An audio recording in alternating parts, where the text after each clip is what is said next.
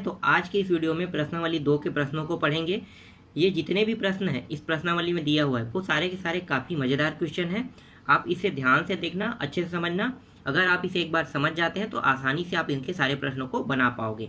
तो चलो शुरू करें।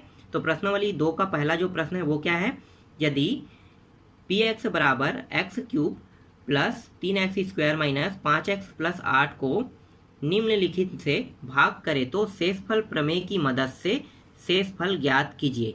तो हमें क्या करना है, शेषफल प्रमेय की मदद से शेषफल ज्ञात करना है। यहाँ पे ध्यान देने वाली बात क्या है कि ध्यान देने वाली बात यह है कि हमें शेषफल प्रमेय लगाना है। याद रखना, शेषफल प्रमेय, भागफल विधि नहीं लगाना है इस बार, शेषफल प्रमेय। अब यहाँ पे कुछ प्रश्न भी दिया हुआ है, जैसे कि यहाँ पे पहला है x+1 दिया हुआ है, दूसरा यहाँ पे देखो 2x - 1 दिया हुआ है, तीसरा यहाँ पे x+2 दिया हुआ है, और चौथा यहाँ पे दिया हुआ है x - 4 दिया हुआ है, और पांचवा क्या है x+1/3 दिया हुआ है। तो ये जो मान दिया हुआ है 1 से लेके 5 तक की, ये सभी क्या है, ये सभी जो है वो gx है। gx मतलब भाजक है, याद रखना क्या है, भाजक है। ये सभी के सभी भाजक है। और हमें क्या करना है, यहाँ पे जो 5 पॉइंट दिया है ये पांचों पॉइंट का आंसर हमें निकालना है। तो चलो देखते हैं कि इसे कैसे हल करना है शेषफल प्रमेय से। तो सबसे पहले हमें क्या लिखना होगा, सबसे पहले हमें gx को लिखना, px को हमें लिखना होगा। ठीक है, px क्या है, तो यहाँ पे मैं आपको बता देता हूँ कि ये जो px है, ये px जो है ये भाज्य है। क्या है, भाज्य है। याद रखना क्या है, भाज्य है। भाज्य कितना दिया हुआ है, भाज्य दिया हुआ है x³ plus 3x² minus 5x plus 8 दिया हुआ है। आप भाज्य वाला सूत्र जानते हैं कि नहीं, नहीं जानते हैं तो मैं आपको बता देता हूँ। इसका ये जो सूत्र है इसका हम उपयोग बाद में करेंगे। भाज्य बराबर क्या होता है, भाजक होता है गुणित भागफल होता है प्लस क्या होता है, शेषफल होता है। ये सूत्र है, याद रखना। भाज्य बराबर भाजक गुणित भागफल प्लस शेषफल, ये सूत्र है। यहाँ पे मैं सिर्फ आपको ये सूत्र बस बता रहा हूँ, आगे जो है इसी प्रश्नावली में मैं इसका उपयोग करूँगा। तो अभी आप समझ लो कि ये जो है ये क्या है, भाज्य है। भाज्य कितना दिया है, भाज्य को हम px से दर्शाते हैं। यहाँ पे आप लिख सकते हैं, देखो भाज्य को हम px से दर्शाएं तो px आप लिख सकते हो, इसको हम gx से दर्शाते हैं तो इसे आप gx से लिख सकते हो, इसे हम qx से दर्शाते हैं तो qx से लिख सकते हैं। ठीक है, और शेषफल को हम दर्शाते हैं r से दर्शाते हैं, तो यहाँ पे आप r लिख सकते हैं। तो ये शॉर्टकट विधि है इसका। ठीक है, आप इसे px से gx से प्लस qx से प्लस r से दर्शाते हैं। तो आप समझ सकते हो कि ये क्या है, ये एक सूत्र है। ठीक, समझ में आ गया यहाँ तक। अब हम प्रश्न को हल करते हैं। तो प्रश्न में क्या दिया हुआ था, प्रश्न में दिया हुआ था px दिया हुआ था, px का मान कितना दिया हुआ, इतना यहाँ पे दिया हुआ है। अब यहाँ पे हम पहले प्रश्न को हल करते हैं।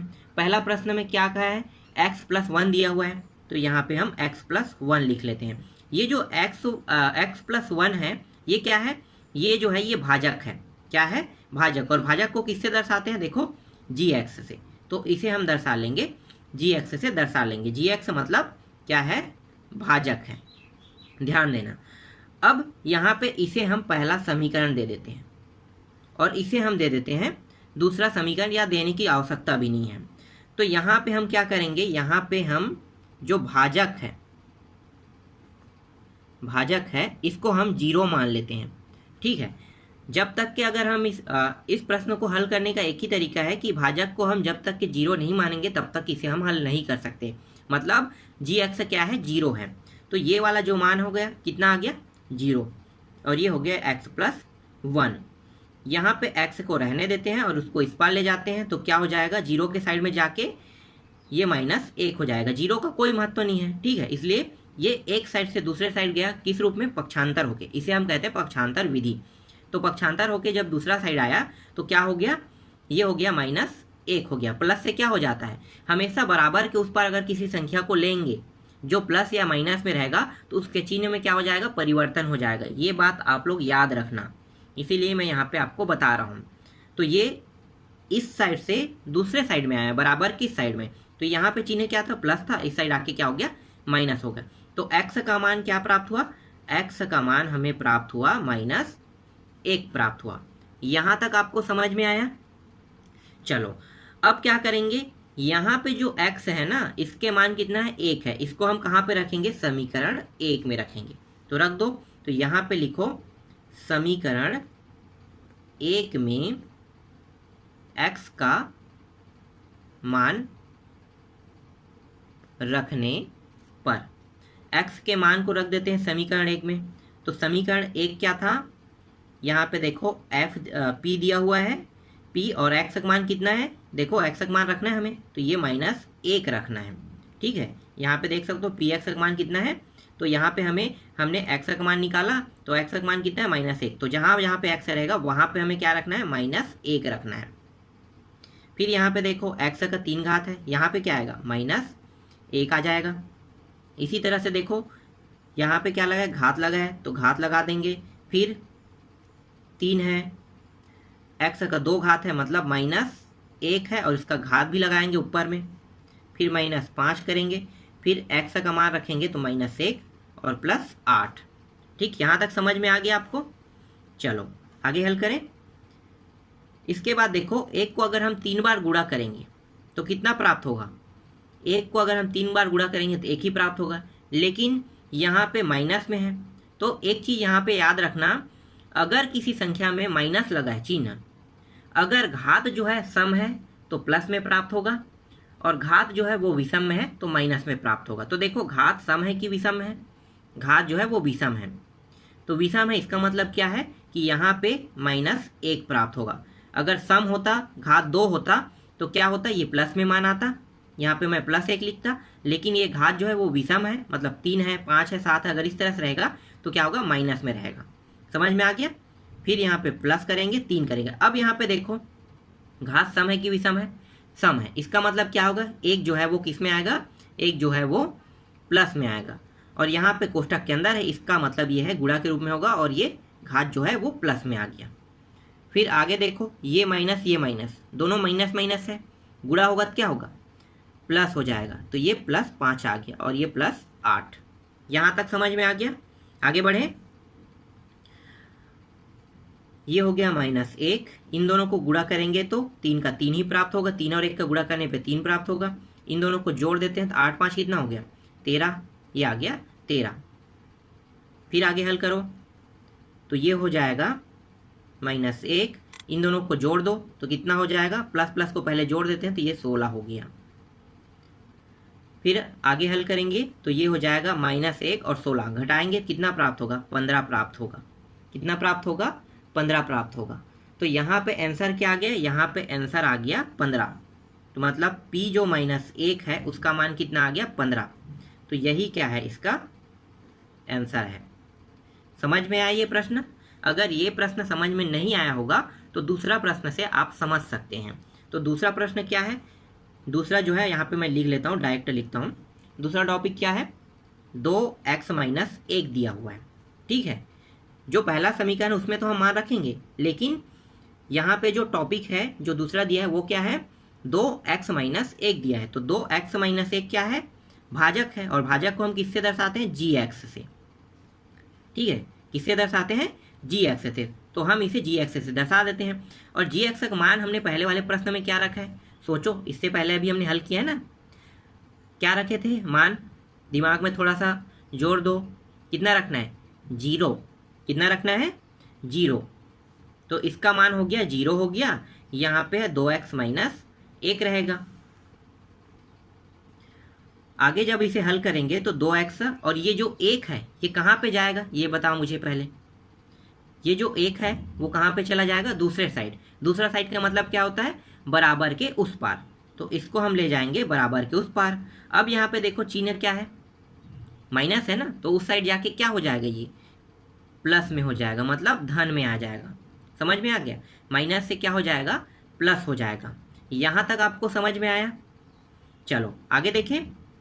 इसके बाद देखो यहाँ पे जो है वो 2 जो है एक्स के साथ गुणा के रूप में है, प्लस माइनस में नहीं है, किस में है, गुणा के रूप में है। तो यहाँ पे जो नियम है वो चेंज हो जाता है। अभी जो हमने किया वो क्या है, ये कहलाता है पक्षांतर। ये कहलाता है पक्षांतर कहलाता है। ठीक है, पक्षांतर का मतलब समझते हो, अगर किसी चर राशि के साथ कोई संख्या जुड़ा या घटाने के रूप में है, ठीक है, जोड़ना या घटाने के रूप में है, तो वो क्या होगा, पक्षांतर होगा। देखो ये चर राशि है, इसके साथ एक जो है ये क्या है, माइनस के रूप में है ना, मतलब जोड़ा या घटने के रूप में हो, तभी क्या होगा, ये इस साइड आएगा, तो ये क्या होगा, चिन्ह परिवर्तन हो जाएगा। समझ में आ गया, इसको हम कहते हैं पक्षांतर। लेकिन अगर इसके साथ गुणा के रूप में है तो इसे हम क्या कहेंगे, इसे हम तिर्यक गुणा नियम कहते हैं। तिर्यक गुणा, तिर्यक गुणा मतलब ये क्या होगा, यहाँ पे x रहेगा और दूसरे साइड अगर ये इसे ले जाएंगे तो ये हो जाएगा, नीचे में आ जाएगा। तिर्यक गुणा मतलब ऊपर से कहाँ पे आ जाएगा, नीचे, इसलिए ये 1/2 हो जाएगा। तो x का मान कितना आया, 1/2 आया। समझ में आया। अगर ये समझ में नहीं आया है तो आगे और मैं प्रश्न जब बताऊंगा आपको तो आपको अच्छे से समझ में आते जाएगा ये। ठीक, यहाँ तक समझ में आ गया। x का मान कितना है, 1/2। इस मान को अब हम कहाँ पे रखेंगे, दिमाग में फिर से जोड़ दो, कहाँ पे रखना है। इस मान को हम रखेंगे समीकरण 1 में। समीकरण 1 क्या था, समीकरण 1 में दिया हुआ था p और x का मान कितना है, 1/2 अभी हमने निकाला है, तो ये रहा 1/2। इसके बाद देखो यहाँ पे जितने जगह पे x का 3 घात है, x का मान रखेंगे, यहाँ भी x का मान रखेंगे, यहाँ भी x का मान रखेंगे। तो चलो इस समीकरण में रखते जाते हैं। तो ये हो जाएगा 1/2, इसका 3 घात हो जाएगा। फिर यहाँ पे प्लस लगा हुआ है 3, 1/2 और कितने घात है, 2 घात है यहाँ पे। फिर यहाँ पे माइनस दिया हुआ है 5 और x के स्थान पे 1/2 रखेंगे और प्लस यहाँ पे 8 दिया हुआ है। ठीक, समझ में आ रहा है आपको। चलो आगे क्या करना है, हमें बस हल करना है। अब देखो 1/2 को अगर 3 बार गुणा करते हैं तो 1 जो है ऊपर में लगा हुआ है। ठीक है, 1 का अगर 3 बार गुणा करेंगे तो कितना प्राप्त होगा, 1 का 1 प्राप्त होगा। और 2 को 3 बार गुणा करेंगे तो 2 दूनी 4 और 4 दूनी 8 प्राप्त होगा। तो 2 को 3 बार गुणा करने पर यहाँ पे प्राप्त होगा 8 आ जाएगा। समझ में आ रहा है आपको। फिर इसी तरह से 3 को कर लेते हैं। यहाँ पे देखो 1 को अगर 2 बार गुणा करेंगे तो कितना प्राप्त होगा, 1 का 1 ही प्राप्त होगा। लेकिन नीचे में जो 2 है उसको 2 बार गुणा करेंगे तो कितना प्राप्त होगा, 2 गुणित 2, 2 दूनी 4 प्राप्त होगा। ये 4 आ गया। फिर यहाँ पे माइनस लगा देते हैं। अब यहाँ पे देखो यहाँ पे कोई भी घात नहीं है, इसका मतलब क्या है, 5 को मैं अंदर गुणा कर देता हूँ। तो ये हो गया 5 गुणित 1 करेंगे कितना होगा, 5 एकम 5 और नीचे में क्या है, 2 है। फिर यहाँ पे प्लस 8 दिया हुआ है। आगे हल करो तो ये 1/8 हो जाएगा।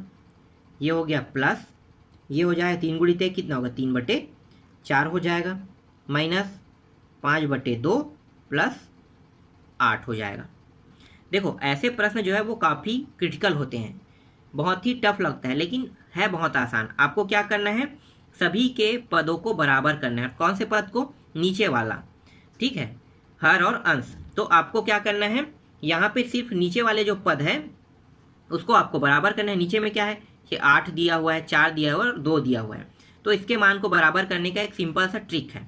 कौन सा ट्रिक है, देखो अब देखना, इसको समझना अच्छे से। पहले मैं यहाँ पे देखो ये 8 है, लेकिन ये कितना है, 4 है। इसको 8 होने के लिए कितने की आवश्यकता है, फिर से दिमाग में जोड़ दो। 4 तो पहले से दिया हुआ है, तो 4 का पहाड़ा मैं कितने बार पढ़ूँ, 2 बार पढ़ूँ ना।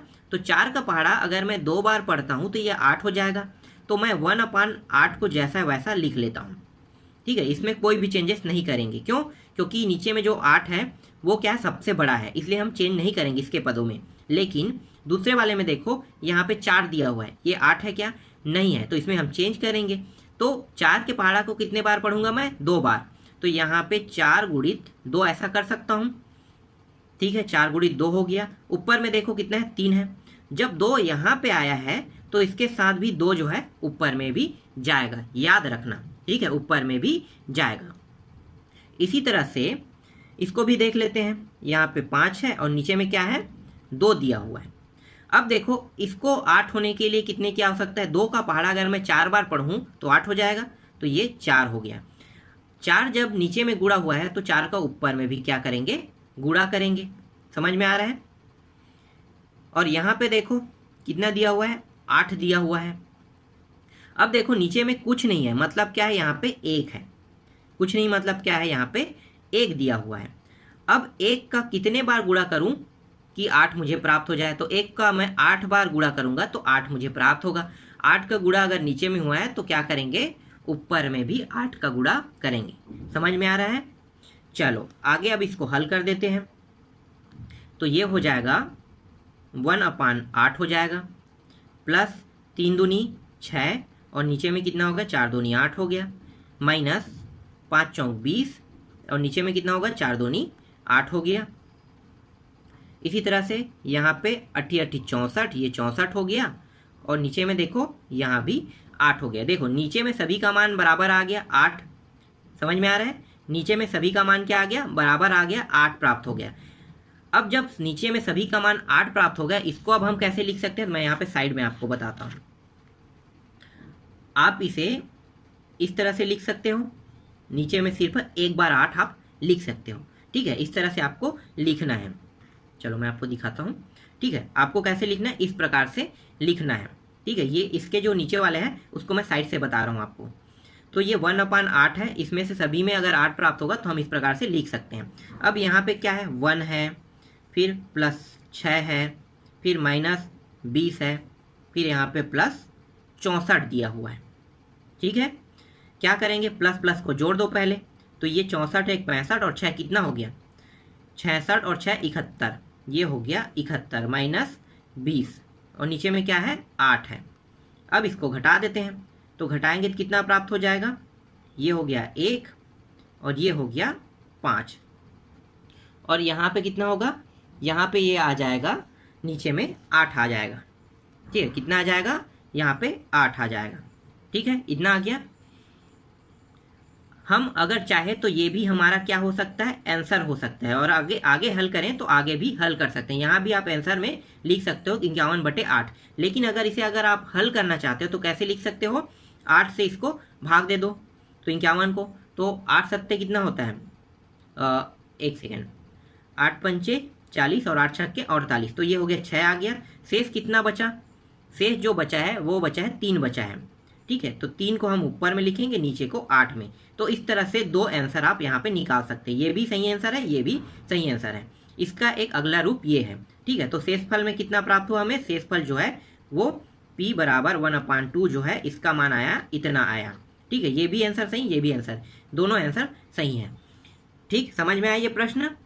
अब यहाँ पे जो प्रश्न दूसरा है, तीसरा है, चौथा है और पांचवा है, वो आप बना के देखना। मैंने इसे बहुत ही बारीकी से आपको समझा दिया हूँ, अब आपसे बन जाएगा, क्योंकि मैं अगला वाला अगर प्रश्न बताता हूँ तो उसमें आपको सेम विधि और सेम पैटर्न से समझाऊंगा, तो इस वजह से उसमें टाइम वेस्ट होगा, तो मैं टाइम वेस्ट नहीं करना चाहता, इसीलिए आपको मैं डायरेक्ट जो तीसरा प्रश्न है, चौथा प्रश्न है, पांचवा को बना के देखना, ये आपके लिए होमवर्क है, ये मैं आपको दे रहा हूँ। आगे हम चलते हैं, दूसरा प्रश्न पे चलते हैं। तो दूसरा प्रश्न जो है वो है, निम्नलिखित में जांचिए कि क्या gx px का एक गुणनखंड है। यहाँ पे कहा है gx और px का एक गुणनखंड है, यहाँ पे कहा गया है। सेम प्रश्न है, जैसे हमने पहले को हल किया वैसे इसको भी हल करेंगे, लेकिन यहाँ पे एक बात आपको ध्यान रखना है कि gx और px का गुणनखंड है, ये कह रहा है। इसका मतलब क्या है कि इसका मतलब ये है कि हमारा जो आंसर है वो किस में आना चाहिए, 0 में। अगर 0 में आता है तो गुणनखंड प्राप्त होगा, और अगर आंसर 0 प्राप्त नहीं होता है, इसका मतलब ये है कि वो गुणनखंड नहीं है। सिर्फ इसमें हमें इतना ही इसमें बताना है। हल करने के तरीके वही है, शेषफल प्रमेय का ही उपयोग करेंगे यहाँ भी। तो चलो हल करते हैं। देखो पहला प्रश्न क्या है, यहाँ पे जो पहला प्रश्न है, 1 मिनट है ना, पहला प्रश्न क्या है, पहला प्रश्न यहाँ पे दिया हुआ है gx दिया हुआ है, gx का मान है x माइनस 3 दिया हुआ था, और px कितना दिया हुआ है, px जो दिया हुआ है वो है x का 3 घात माइनस 4x का वर्ग प्लस x प्लस 6 यहाँ पे दिया हुआ है। यहाँ पे मैं लिख लेता हूँ px को, px क्या है, x का 3 घात माइनस 4x वर्ग प्लस x प्लस 6 यहाँ पे लिख लेते हैं। इसको मैं समीकरण 1 दे देता हूँ, ठीक है?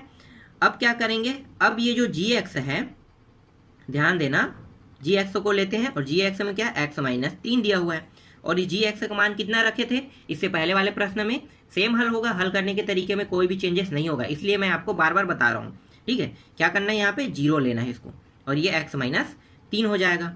यहाँ पे x है जैसा वैसा रहने देंगे, लेकिन 3 को अगर इस साइड ले जाएंगे तो क्या होगा, ये पक्षांतर हो जाएगा, माइनस से क्या हो जाएगा, प्लस हो जाएगा, तो ये हो गया +3 आ गया। एक्स का मान कितना आया, एक्स का मान +3 आ गया। समझ में आया, ये एक्स का मान कितना आया +3। इस मान को कहाँ पे रखेंगे, इस समीकरण 1 में रखेंगे। रख दो समीकरण 1 में। तो समीकरण 1 में देखो जहाँ जहाँ पे एक्स है वहाँ पे हम 3 रखेंगे, ये 3 हो गया। यहाँ पे भी है 3 का 3 घात हो जाएगा, -4 और यहाँ पे है गुणित, ठीक है, या कोष्टक में रख सकते हो, 3x का वर्ग +3 +6। ठीक है, सभी स्थानों पे हमने मान रख लिया, जहाँ जहाँ पे x था वहाँ वहाँ पे। चलो आगे हल करना है। अब हमें आगे हल करते हैं। ये हो जाएगा 3 तिया 9, 3 को अगर 3 बार गुणा करोगे 3 तिया 9 और 9 तिया 27, तो ये आ गया 27 आ गया।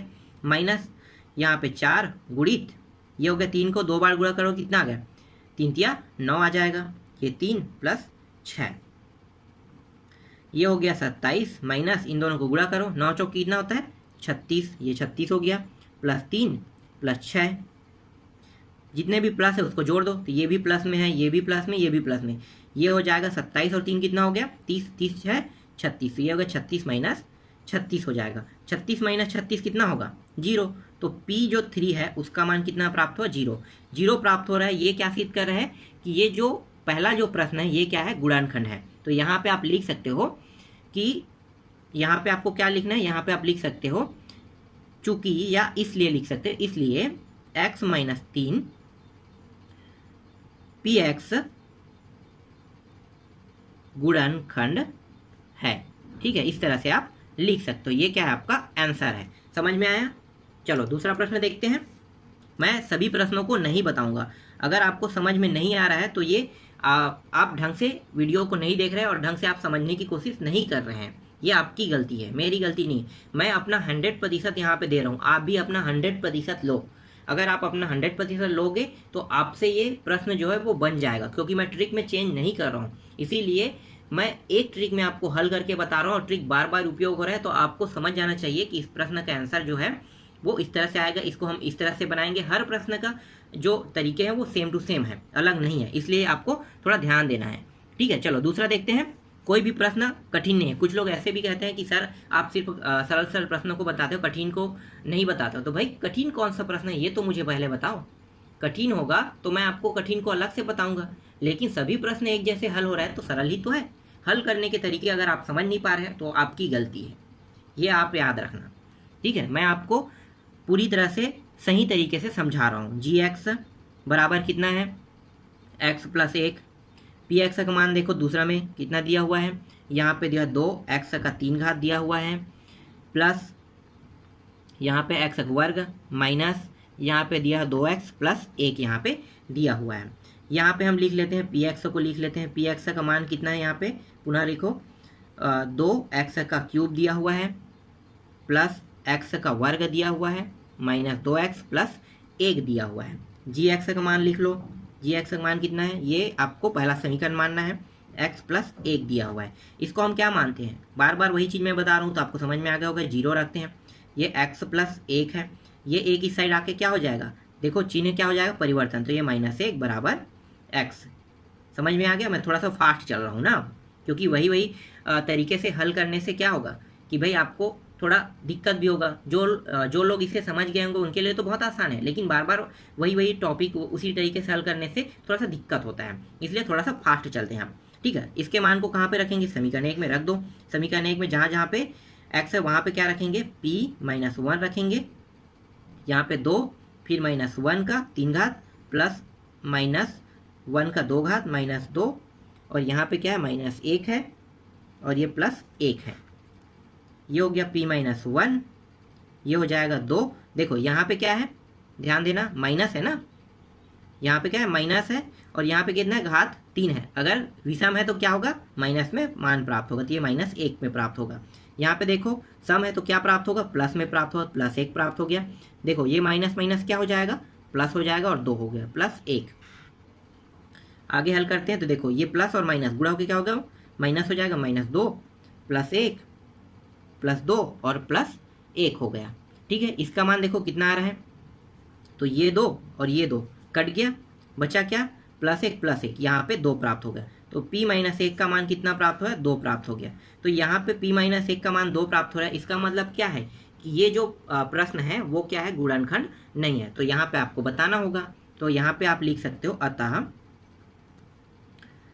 x+1 दिए गए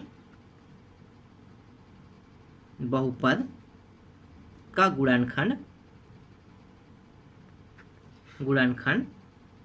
क्या है, नहीं है। समझ में आ गया, क्या है, नहीं है। अगर मान 0 में प्राप्त होता तो ये क्या होता, गुणनखंड होता, लेकिन 0 में मान प्राप्त नहीं हो रहा है। इसका मतलब क्या है, इसका मतलब ये है कि ये गुणनखंड नहीं है। इसमें तीसरा प्रश्न है, चौथा प्रश्न और पांचवा प्रश्न। इन सभी प्रश्नों को आप बना के देखना। बनाने के जो तरीके हैं वो एकदम सेम इसी तरीके से रहेगा, इसलिए मैं आपको तीसरा, चौथा, पांचवा नहीं बता रहा हूँ।